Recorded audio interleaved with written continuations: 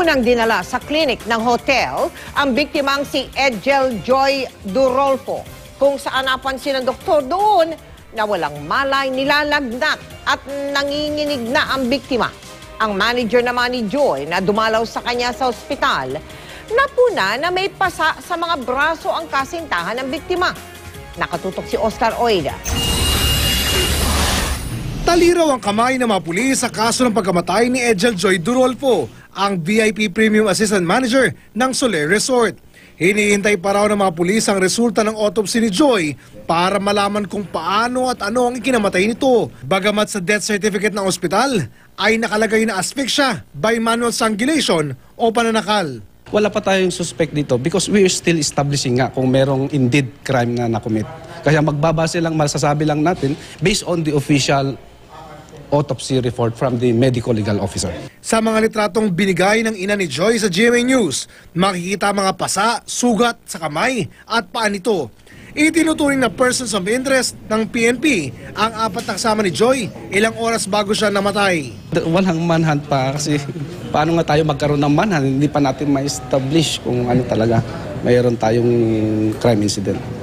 Ayon sa Parañaque Police, may hawak na sila mga salaysay ng mga persons of interest, pero hindi pa notarized at hindi pa under oath ang mga ito. Ang GMA News nakakuha rin mula sa isang source ng kopya ng pirmadong salaysay ng ilan sa mga persons of interest. Sa pirmadong salaysay ni Josibel Lim Uy, iginit nito na walang pumatay kay Joy nung gabing magkasama sila. Aksidente raw ang nangyari at wala raw pumilit ditong uminom ng ecstasy. Sa pirmadong salaysay naman ni Molu Wang, sinabi nitong alas 11 ng gabi, dumating siya sa room 812 at nagtagal ng isang oras at umalis para makipagkita sa isang kaibigan. Bumalik daw ito pasado 1:00 ng umaga at nakita niyang nagkakasayahan na at nagsasayawan na ang mga magkakaibigan. Sinabi raw sa kanya ni Rodney na nahihirapan huminga si Joy. Kasama raw niya si Josibel na kumuha ng sasakyan para dalhin sa ospital si Joy. Pero sinabihan daw sila na ambulansya na ang magdadala kay Joy sa ospital. Nakakuha rin ng GMA News ng pirmadong salaysay ni Philip Chin na senior manager ni Joy. Isa siya sa mga pumunta sa ospital matapos dalhin doon si Joy. Doon daw napansin niya na may pasa sa magkabilang braso si Rodney na sinlaki raw ng bibig. Meron din daw siyang pasa sa labi. Kaya tinanong daw niya si Rodney kung nag-away sila sa hotel. Bagay na itinanggi daw ni Rodney.